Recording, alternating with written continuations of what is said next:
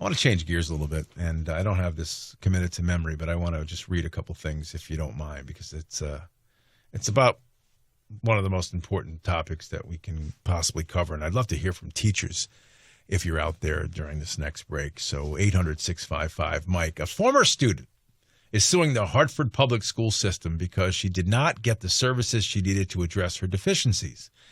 This student had kindergarten first grade reading level in the 6th grade and was continuously promoted to the next grade. She then graduated with honors from high school, even though she is technically illiterate. She applied to the University of Connecticut. She was accepted. Failure on all accounts. Now, in the 80s, the U.S. ranked among the top in global literacy. However, disparities in education funding began to grow. This is the 80s, so we were at the top of the heap in the 80s. In the 90s, focus shifted to standardized testing, goals 2000, but reading and math scores stagnated, particularly among lower-income students. 2000 came along. Despite No Child Left Behind, U.S. students ranked 25th in math and 21st in science globally by the decade's end. 2010, reading and math scores on the National Assessment Education Progress, NAEP, showed no significant improvement, with declines noted in 2015 and 2019. And finally, in the 2020s, the pandemic disruptions led to historic drops in test scores, with the NAEP reporting the largest declines in reading and math proficiencies since it began. In 2023, nearly 25% of high school graduates were found to be functionally illiterate. 2023, listen to that again. In 2023, 25% of high school graduates were found to be functionally illiterate, unable to read or unable to write at a basic level. One in four. Schools now, why? Here's the reason. Schools now focus on diversity, equity, inclusion, right? They focus on sexual education, gender ideology, partisan topics, throwing politics into just about every single aspect of it. Nobody focuses in on what you really have to do. And now we live, by the way, in a time where artificial intelligence, it's here. It's not going anywhere. It's here to stay. And the power behind AI it's actually a magical thing, believe it or not. And I say that in a very trepidatious way, because AI actually it's going to dumb down even further these kids. I thought about this. I said, okay, so you get something that opens up the entire world for you, right? You can just type into AI, find me X, Y, and Z, and bang, it finds everything you could want in a second. But you had gone through no work to get there. When we were kids, and again, I know the old when we were kids kind of a scenario is always, it's kind of sort of like I said, cliche. But the truth is we had to go out and actually dig for information. We had to find stuff out. We had to read stuff. And we sort of kept things. How can you be a high school student and graduate and can't read? How could 25% of the high school graduates not be able to read? So, yeah, Trump, and I tried to get Linda McMahon to come on the show today, who is going to be in charge, supposedly, of dismantling the Department of Education. She wouldn't come on. But it's time to make America smart again. MAGA turned into something, maybe like a NASA outcry. But make America smart again. Where are my teachers? Why is this happening? Why are there so many kids that can't read or can't write when they have all of these artificial intelligence tools at their fingertips? I don't understand that. And somebody needs to explain that to me. Now, I know kids get left behind. I know there are different speeds that kids learn at. But there's no excuse. You're not doing the kid any service. If you say, okay, sure, go on. What happens when they get to be this point? Like this woman, this high school senior who graduated and then got accepted supposedly to a good school, UConn. She gets in, she can't read. So who's the loser? She's the loser. We're all the loser in that case. All right.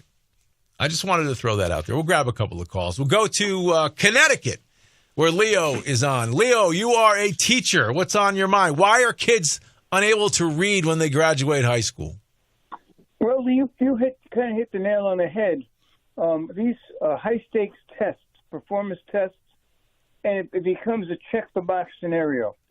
Schools and school districts are under the gun because of the federal government and then their expectations.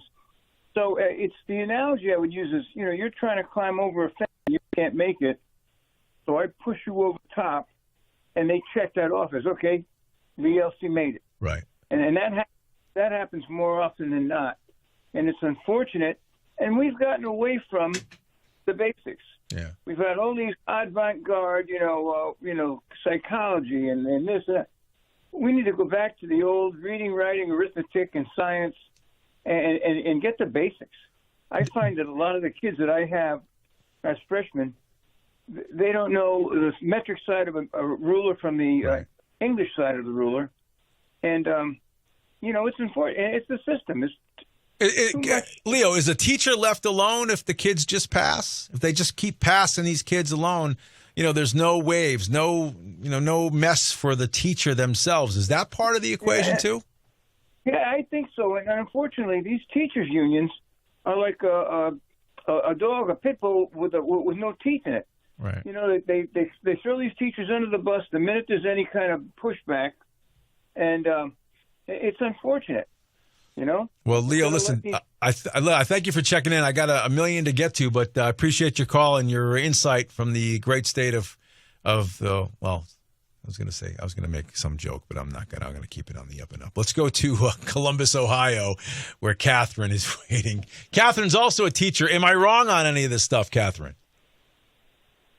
No, you're not. I taught high school English 20 years ago, and one of the things that I noticed is their disconnect from English literature, and they don't read. The kids. Yeah, the children are disconnected from it.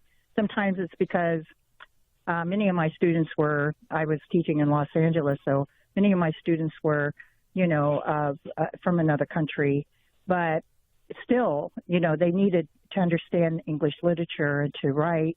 And it's really important in English literature that the children have children's literature as well, right, like Hansel and Gretel and, the Three Bears and all of that. And my students didn't have that. So what I did was I took out some time and I read those things to them, or they read them.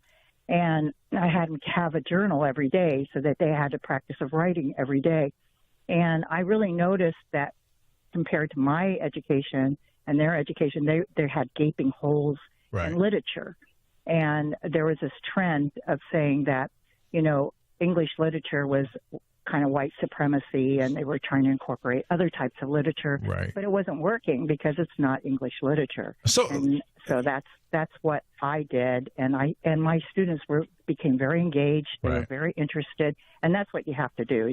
You're not a teacher anymore, though? You're not a teacher? No, I'm retired, and I work as an assistant teacher. I'm curious. Do they assign, how many books would they assign to a junior in high school now to read during the course of a year? I remember we had to read probably a half a dozen at least, right, when I was a kid. So what is it? Do they even do that?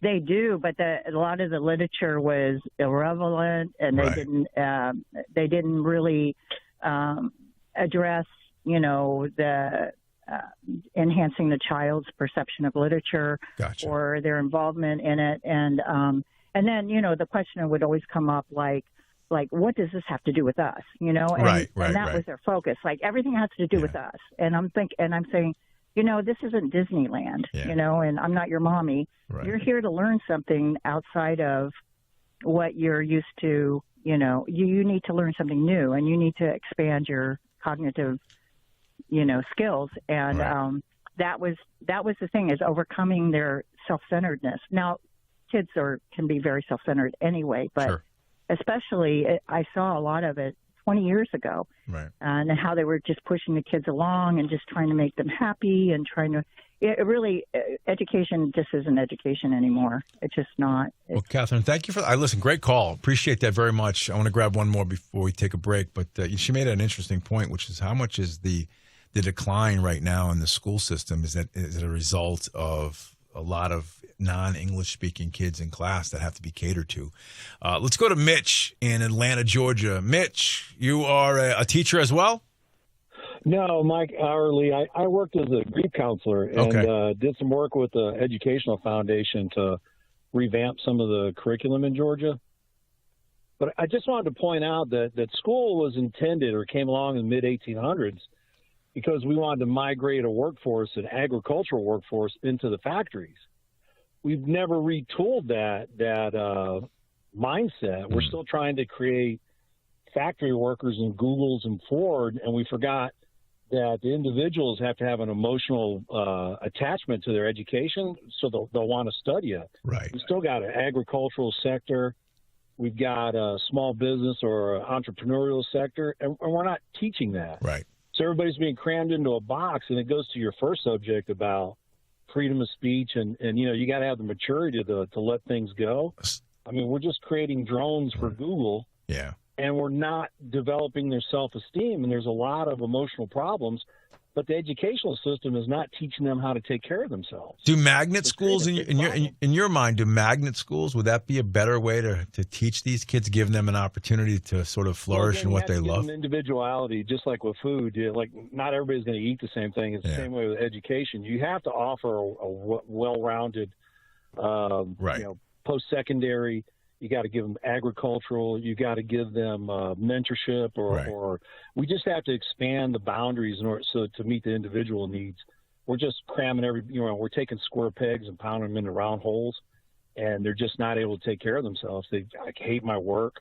All right. I'm home at night. No, I get it, Mitch. I think you're onto something. That's sort of why I thought maybe a magnet school, because at least it directs kids in an interest level. And, also these trade schools, some of these trade schools are amazing too, for kids to get involved in those as well. All right. So we've obviously struck a chord with this. So we're going to come back and we'll talk a little bit more about education. So please don't go anywhere. My name is Lee Elsey and I am filling in for the one and only Mike Gallagher.